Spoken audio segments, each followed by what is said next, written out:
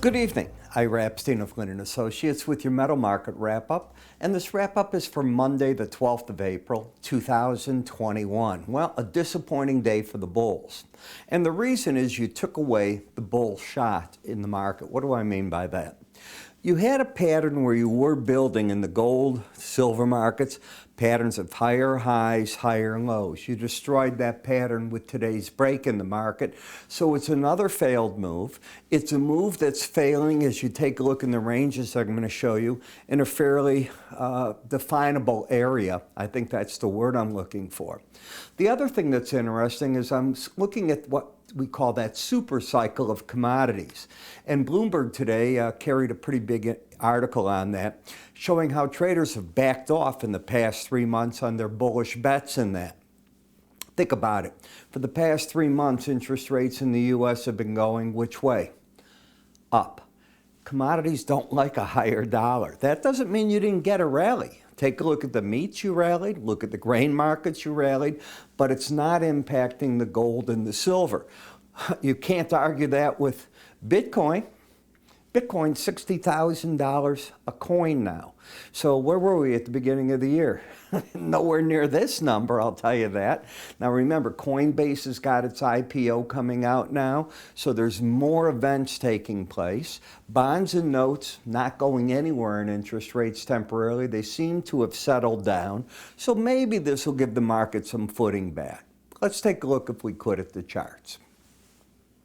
On the weekly area chart of closes, and that's the weekly basis. As long as the market stays underneath the red line, the 18-day average of closes, it's hard to be anything but what? You've got a downside. Why? The way that I teach charting, and this is what I do in my charting course, I look at key moving averages, and I do like the 18-day. You might like the 20, you might like the 21. It doesn't matter. The concept's the same. Somewhere along that number, you're going to look at the market and say, that defines or should help me define my bias. If the market's over it, have a bullish bias. Under it, a bearish bias. You'll notice more times than not as you pull back in that general range number, you'll fight a battle at that number. Here you were up, you came down for just a short period of time and you got back. Once you crossed over this low here, the market never really returned other than to challenge that number one time at the end of December, and ever since then it has stayed under it. If you think of the concept of that, at least on a weekly chart, you've not been trying to play the bull side, you've been trying to play the bear side, and you're a leg up. That's all that I can say. That's how I look at it. Now, one of the things we were looking at, and I had a question from traders asking me, how do I get to these numbers? This could be, let me use the word could be, called by some chartists, and I'll cover this right here, a head, a shoulder, another shoulder, right through here. It's called an inverted head and shoulder. If the trade is for real, you flip over from 1680 to this high point of this shoulder, that difference. So let's say that that number, just for the sake of discussion, is 1750 and that's 1680. You add 70 points and you'd get up to a 1820 area, right in this zone, which would be where the market, if I just flipped it over, that head would end, all right? So I'm just giving you some of the formations. Well, now you've been pulling back. You still can't argue that you've taken away that shoulder. Yes, I admit I'm not one that is keen on chart patterns. I am keen on numeric patterns. What's the difference? I like my swing line. I like Bollinger Bands. I like slow stochastics. Why? They have definitive numbers that I can relate to. This is a pattern. Is it a dog in the sky? Is it a cat? Is it a dog wagging its tail? There's all these type of formations. Nonsense is what I say. I leave it to others. It's hard for me to do. When I put the swing line on, I don't have any of that to deal with. Now I see that I've got higher highs. When I took out this low, right through here, I broke the pattern when you took out 1731.20 of higher lows, higher highs, soon as that broke down. And that's what it did, and that's where you're at tonight. Where does that put you? Nowhere. So the attempt at holding an uptrend had to stay without breaking that pattern, and if you look at moving averages, stay over that number. Where's the market fighting? Right at that 18-day average. It fought it here and here. What's evident? The market doesn't want to get away from that just yet. It's not saying it's ready to go back under here, and it hasn't yet said it's ready to hold and start building momentum to the upside. It failed on this decline, it failed on this rally, and when we put the Bollinger Band on, it's right in front of you. You're failing at the top and the bottoms. This is a market that's in that pattern that I talk about. I call it the psychiatry trade. You heard me say it before. My traders in the morning hear me say it, and why? Because this is the type of trade that will make you certifiably crazy. Why doesn't it follow through? Why isn't it following through? Well, let me give you the reason. In sideways action, what you're looking for is a market to build pressure. What makes things move is you build enough pressure. One way or the other, it's going to break out of that pipe, let's call it. And that's what the market is doing right now. It's building that pressure. Let it build. But if you're looking for the follow through here or here, why? 95% of the time you trade within the bands. If you take my Bollinger Band course that's on our website, I teach this and much more in my 2 courses, a lot more. I love what I've just done with the Bollinger Band course, one of the best courses I've created. When you look at the slow stochastics, so what did you do? You got a market that got overbought, started making its challenge, and it's backing off. Is that unusual? No. So instead of converting, overbought conditions do one of 2 things.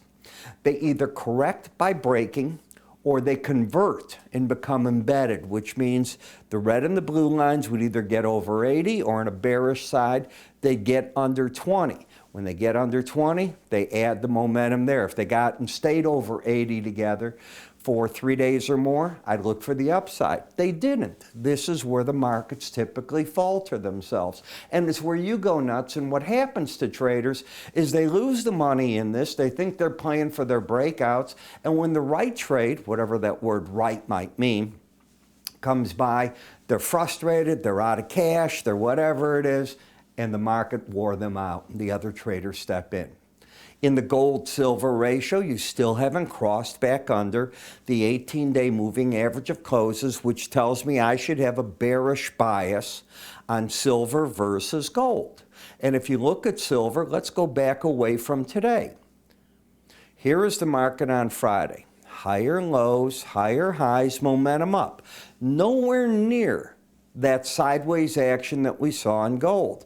So I think that if the market broke down to 25.36, the pros are going to look at that number and say, aha, so long as we don't get back under here, and that low is 24.89.5, I think the market looks good. What a lot of people don't do that I try to teach, and I teach it in my courses and my morning videos, is you have to use money, real money, as a filter of trades. It's wonderful to be in a classroom where nothing matters. It's very different when you have a trading account. I've got 50 some odd years of doing this. What I've learned came the hard way, not the easy way. Nobody sits you down and just says, okay, do this, do that. As a teacher, and I think I'm a darn good teacher, I teach traders monetary parts. Why? Because if you use it as a filter, why is it different than a moving average, a swing line, or anything else? That's what I learned to apply, and believe me, it has kept me out of trouble year after year once I learned that.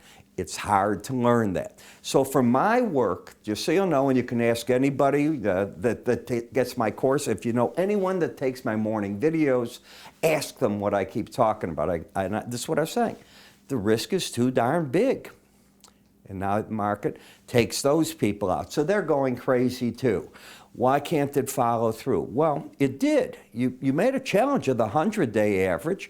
We saw the market fighting between the 200 and the 18, and now it's pulling back right there, and now it's given up on that formation. The chart's not bearish, and it's not bullish. You're in the middle of nothing against that 18-day average of closes right now. Not a time to trade. The copper market is rolled to the downside, but it's been caught in this pattern. I have mentioned to you over and over that it keeps going to the lower Bollinger Band, can't grab any traction, and comes back to the 18-day average. I don't think that has changed. You have the pattern of lower highs, lower lows. It's not total sideways action like gold is. It's still sloping down. I'd look for problems here at 395. Fundamentally, what's hurting the market is China's clamping down on bank lending, and that means for commodities. So copper being a commodity, it's one of the areas that they're clamping down on. At the same time, they're turning inward and they want to do infrastructure and other things. That's positive. That's what you're dealing with. But as a chartist, what do I see? Forget today's action. Let's go here. Is there any real trade to make out of that? Well, I guess on Friday, or is that it? Yeah, Friday had your outside down, so I could argue that I got lower highs, but I have higher lows. I'm telling you, this will make you nuts in the head.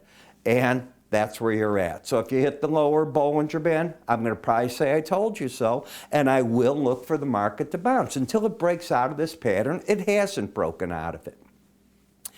Platinum. Well, if we come back to this, what did you do up here? Come on. This is exactly what I teach in my enhanced Bollinger Band course. Exact setup. Take the course. I'm not going to teach it to you here. So now you've pulled back in the market. Have you broken this through here? I don't think you have. That low, if I'm correct here, is 1156.20. No, you haven't. And you've pulled back. But what do you have on the chart? You had gotten overbought. I think the pros came out of this market. I don't think they bought it at 1196. That'd be a $2,000 risk down to that low. Again, money management. I think they're observing. How's that for a good word? In the Palladium market, you're now overbought. Get up to that upper Bollinger Band, I'll give you a secret. I think the pros will bail on their long positions. Could the market pull back here and start faltering at the 18-day average? Would not be a surprise to me. Am I bullish? I'm definitely in the bull camp. You would have to take out 26.15 to hurt that, and the support of the market's around 26.34. That isn't a big risk for those pros. It's about $1,000. I will share this with you. It's bigger than my risk tolerance. We come to the dollar index. It's in a downtrend. Lower highs. You ended the uptrend of this back over here. Look at the pattern, higher lows, then you have that outside day down. You lose the embedded reading. Do you agree with me? Let me take you back here. You're embedded. You haven't lost the readings. Lose it and don't get it back right away. I'm looking for the 18-day average of closes to be a zone the market wants to go to. It gets there the next day, and to stall here, not a surprise. Now, the market came up on Friday, as you can see, and now that you take out that low today, the trend is down. What's the number the bears have to defend? Up here. Do you think they will? No. Why? You're oversold. You get an oversold market. If I'm a bear, you either go down to a support zone or maybe I've overstayed my hand. Momentum counts, and I believe momentum is a big key to the market. It's not everything, but it is a huge key in the market. Ethereum, you tell me what the goal was. Here's a market with an embedded reading, higher lows, higher highs. If it goes up, I'm going to look for the upper Bollinger Band to be the resistance point, and that's so far what it's done. Well, if you like these type of ideas and some of what we do, you might want to go to our website and look at the free offerings. And I use the word free. It's my research. Linn puts out fabulous research. We cover the whole commodity spectrum. I put out 2 updates a day. They put out probably 200. Yeah, I'm not exaggerating. It's monstrous. The amount of research we offer for the people that trade through us is phenomenal. And that is the key. You know, I know you want to sit out there and read whatever you're reading. Well, you better read stuff by commodity people, because that's really what the market is looking like. If you'd like a free trial to our different parts of what we offer, it's simple. The word is free. Go to our website. You'll see free offerings. Sign up for what you want. What do you have to lose? The word's free. Maybe there's something in there you'll be interested in. I'm Ira. I'll see you tomorrow.